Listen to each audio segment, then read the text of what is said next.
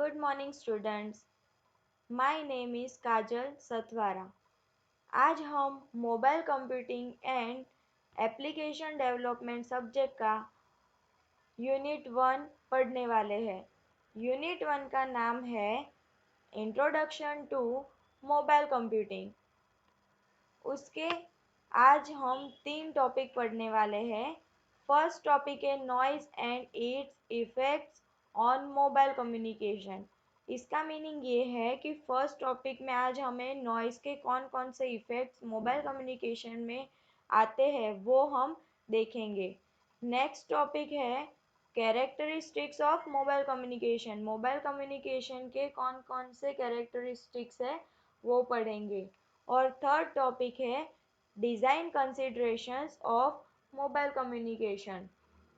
Mobile communication के लिए हमें कौन कौन से डिज़ाइन कंसिडरेशंस यूज़फुल है वो हम पढ़ेंगे. तो फर्स्ट टॉपिक है नॉइज़. तो स्टूडेंट्स आप लोगों के लिए एक क्वेश्चन है, व्हाट इज़ नॉइज़. आपको पता है नॉइज़ क्या होता है? तो मोबाइल कम्युनिकेशन के अंदर noise is an unwanted signal which interferes with the original message signal. इसका मीनिंग ये है कि जो सेंडर ओरिजिनल मैसेज सेंड करता है तो वो मैसेज रिसीवर को पर्टिकुलर रिसीव नहीं होता है. उस मैसेज में कुछ इंटरप्ट आता है और मैसेज गलत पहुंच जाता है. तो noise is an unwanted signal which interferes with the original message signal and corrupts the parameters of the message signal. जो पर्टिकुलर मैसेज भेजा है उसको वो करप्ट करके रिसीवर को पहुंचाता है. जब अनवांटेड सिग्नल क्रिएट होता है तब तो वो अनवांटेड सिग्नल को हम मोबाइल कम्युनिकेशन के अंदर नॉइज बोलते हैं. This alteration in the communication process leads to the message getting altered. इसका मीनिंग ये है कि जो भी रिसीवर अपना मैसेज रिसीव करता है उसको करप्टेड मैसेज मिलता है तो वो गलत इंफॉर्मेशन लेता है. It is most likely to be entered at the channel or the receiver. Receiver को गलत मैसेज पहुंचने की वजह से वो अपना इंफॉर्मेशन गलत होने की वजह से उसको ओरिजिनल मैसेज पहुंचता नहीं है बिकॉज ऑफ अनवांटेड सिग्नल उसमें अराइज हुआ है इसीलिए. There are 4 types of noise in mobile communication. First है थर्मल नॉइज. तो आपको पता है क्या थर्मल नॉइज क्या है? ओके हम नेक्स्ट में देखेंगे.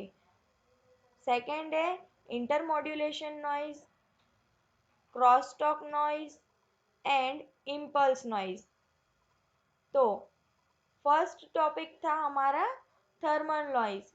तो थर्मल नॉइज क्या होता है कि जो हम गर्मी की वजह से सिग्नल्स ऊपर नीचे हो जाते हैं. इसका मीनिंग ये है कि सिग्नल्स ठीक तरह से सेंडर के पास से रिसीवर तक नहीं पहुंचते हैं तो उसमें गर्मी की वजह से वो सिग्नल करेक्टली पहुंचते नहीं है रिसीवर के पास. Thermal noise occurs in all transmission media and communication equipment. Vary equipment element and the transmission medium itself contribute thermal noise.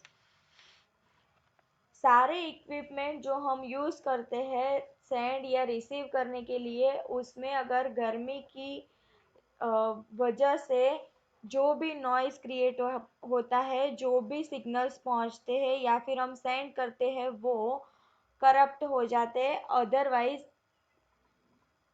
Interrupt होके सेंडर अपना डेटा सेंड करता है और रिसीवर कलेक्ट करता है. सेकेंड है the more heat generated or apply the greater level of thermal noise। इसका meaning ये है कि हीट की वजह से, गर्मी की वजह से जो भी सिग्नल्स जनरेट होते हैं तो उसकी वजह से थर्मल नॉइस का क्रिएट ज़्यादा हो जाता है और रिसीवर को गलत मैसेज और गलत सिग्नल पहुंच जाता है। सेकंड है intermodulation noise. What is intermodulation noise? Noise is the result of the presence of intermodulation products। Intermodulation products के अंदर नॉइज तब क्रिएट होता है जब दो सिग्नल्स मिसमैच होके सेंडर और रिसीवर तक पहुंचते हैं। If two frequencies f1 and f2 are passed through a non-linear device, the result will contain intermodulation product। इसका मीनिंग ये है कि दो फ्रीक्वेंसी जब एक साथ में पास होती है नॉन लीनियर डिवाइस पे तब इंटरमॉड्यूलेशन नॉइज क्रिएट होता है। The product result when two or more signals mixes together, it's called intermodulation noise। इसका मीनिंग मैंने अभी बताया कि दो और दो से ज़्यादा सिग्नल्स अगर एक साथ मिसमैच हो जाते हैं तो सेंडर ने जो भी डेटा सेंड किया होता है वो रिसीवर तक गलत पहुंचता है। ठीक है, अभी नेक्स्ट में है cross talk noise. What is cross talk noise? Disturbance caused by electric or magnetic field of one communication signal affecting a signal in nearby circuit। तो इसका मीनिंग ये है कि जब इलेक्ट्रिक और मैग्नेटिक फील्ड जनरेट होते हैं सिग्नल्स में तब जो नियर बाय सर्किट होती है उसके अंदर सिग्नल इफेक्ट होते हैं और डिस्टरबेंस होते हैं। तो एक साथ में जब दो या तीन मैसेज पहुंचते हैं तो उसके उस सर्किट पे से सेंडर ने डेटा जो सेंड किया है वो रिसीवर तक पहुंचने में डिस्टरबेंस हो जाता है मैग्नेटिक फील्ड में, तो रिसीवर को गलत डेटा पहुंच जाता है क्रॉस टॉक की वजह से।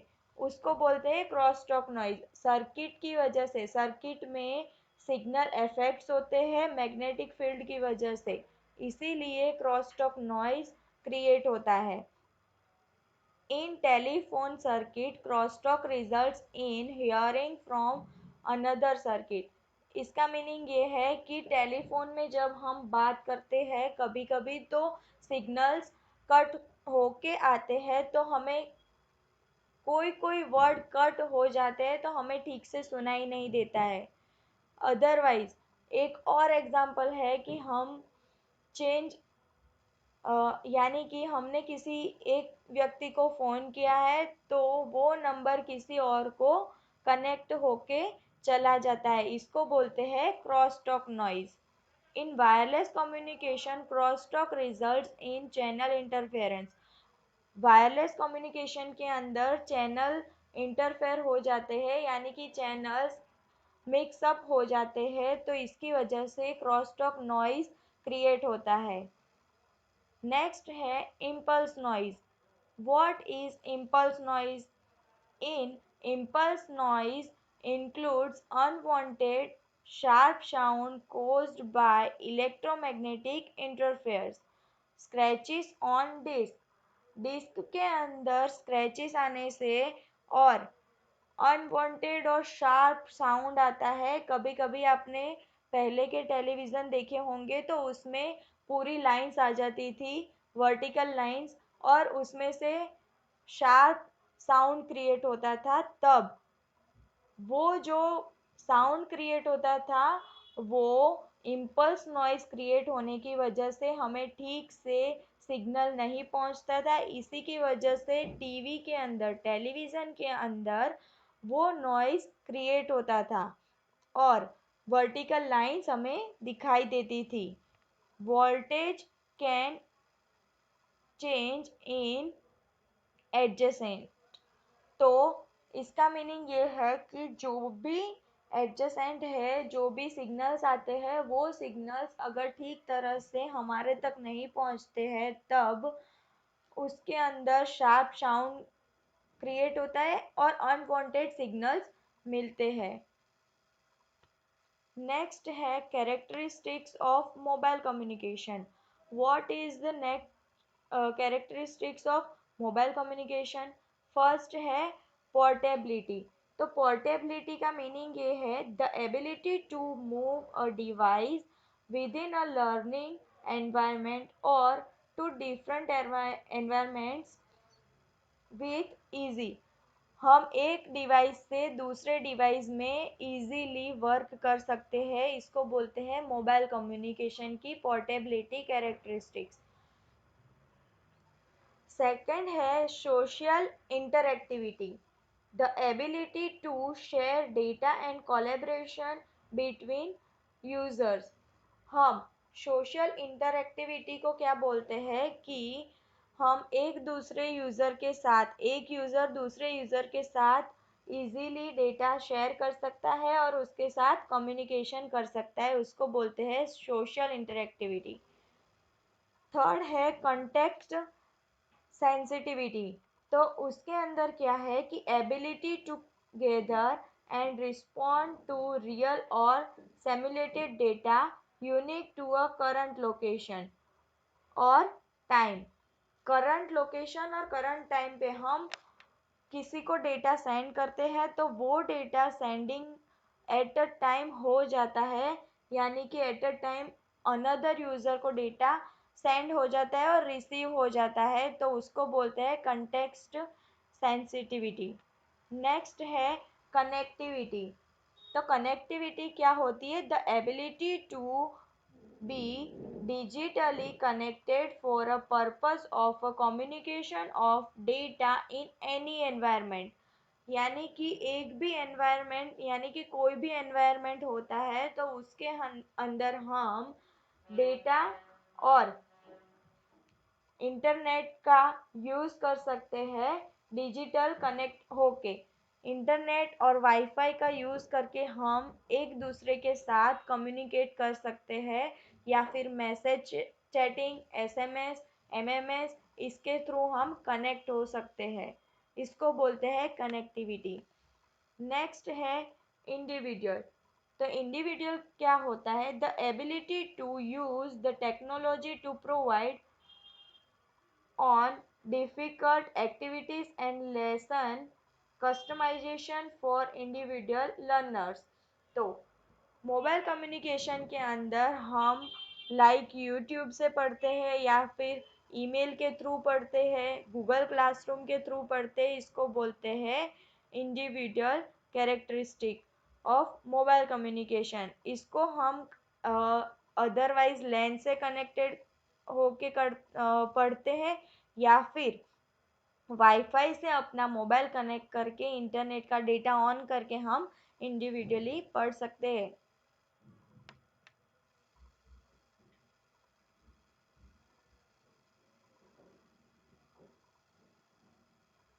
नेक्स्ट है design considerations of mobile communication.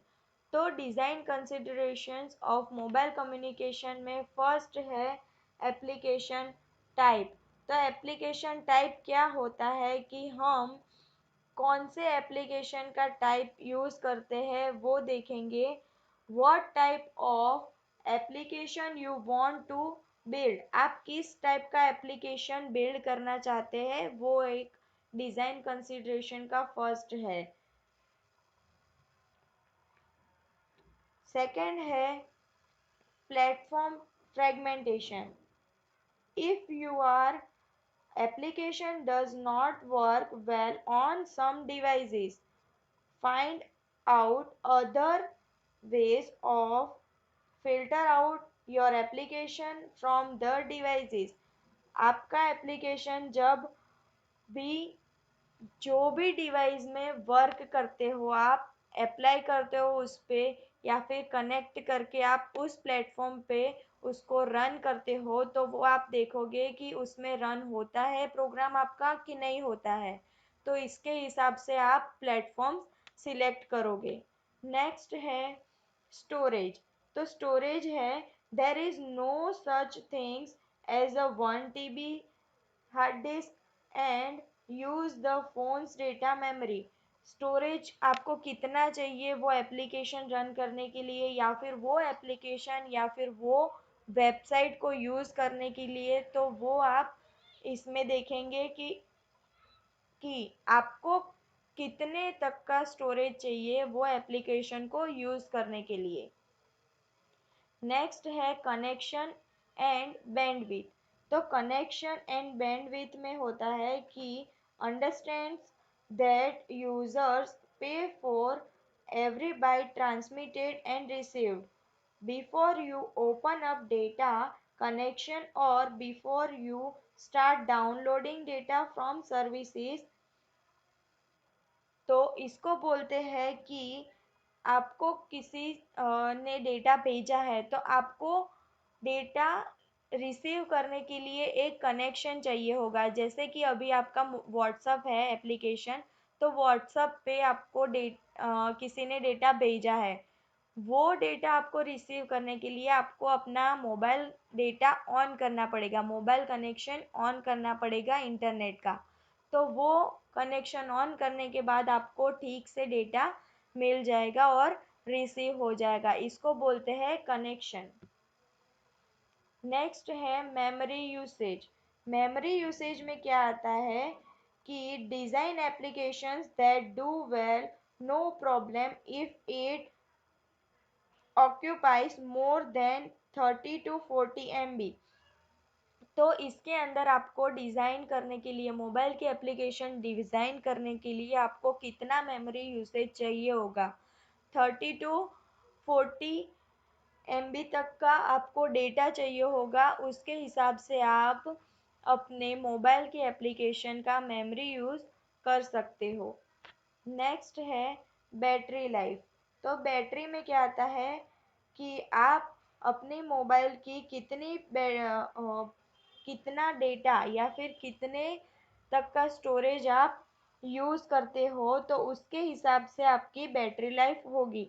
अभी आप जैसे मोबाइल फ़ोन यूज़ करते हो, तो मोबाइल फ़ोन का आप एक बार चार्ज करके 1 दिन तक यूज़ कर सकते हो, अगर आपका मोबाइल यूसेज ज़्यादा है या फिर कम है। जैसे आप मोबाइल का यूज़ करते हो वैसे आपकी बैटरी लाइफ चलती है। ठीक है, समझ में आया आपको कि बैटरी लाइफ क्या होती है। आप मोबाइल एक बार चार्ज करके पूरे 1 दिन तक चला सकते हो और फिर दूसरी बार चार्ज करना पड़ता है। इसको बोलते हैं बैटरी लाइफ। नेक्स्ट है graphics. Design applications with good graphics and UI. इसको बोलते हैं कि हम मोबाइल एप्लीकेशन बनाने के लिए कौन कौन से ग्राफिक्स यूज़ करते हैं, और यूआई डिज़ाइन, यूज़र इंटरफेस का कैसा डिज़ाइन हम क्रिएट करते हैं, वो इसमें डिज़ाइन कंसिडरेशंस में यूज़ होता है। नेक्स्ट है क्लाउड कंप्यूटिंग। तो क्लाउड कंप्यूटिंग का मीनिंग ये है कि हमको कौन कौन से इंटरनेट प्रोवाइड करने होंगे या फिर इंटरनेट का डेटा हम कैसे यूज़ करेंगे, वो हम डिज़ाइन कंसिडरेशंस मोबाइल कम्युनिकेशन के लिए यूज़फुल होगा। जब हमें जो जो एप्लीकेशन बनानी आएगी, तब आपका एक प्रैक्टिकल सेशन होगा, उसमें आपको एप्लीकेशन कैसे डेवलप करनी है, कैसे डिज़ाइन करनी है, कैसे यूआई मोड रखना है, वो हम आपको सब सिखाने वाले हैं प्रैक्टिकल सेशन में। अभी आपको सिर्फ डिज़ाइन कंसिडरेशंस में कौन कौन से आते हैं टाइप्स, या फिर platform fragmentation, storage, connection and bandwidth, memory usage कितना होता है, बैटरी लाइफ कितनी होती है, ग्राफिक्स कैसे यूज़ करने हैं आपको, क्लाउड कंप्यूटिंग कैसे करना है, और नेक्स्ट में है बिल्ड सॉल्यूशंस। अगर हमारी एप्लीकेशन क्रिएट होने के बाद उसमें कुछ दिक्कत आती है, उसको डीबगिंग करने के बाद हमें पता चलता है कि उसमें कोई एरर है या फिर कुछ प्रॉब्लम्स है, तो उसको हम सॉल्व करेंगे प्रैक्टिकल सेशन में। तो आज का सेशन हमारा इतना है। थैंक यू स्टूडेंट्स, अगर आपको कोई डाउट है तो आप मुझे पूछ सकते हैं। Have a good day. Bye.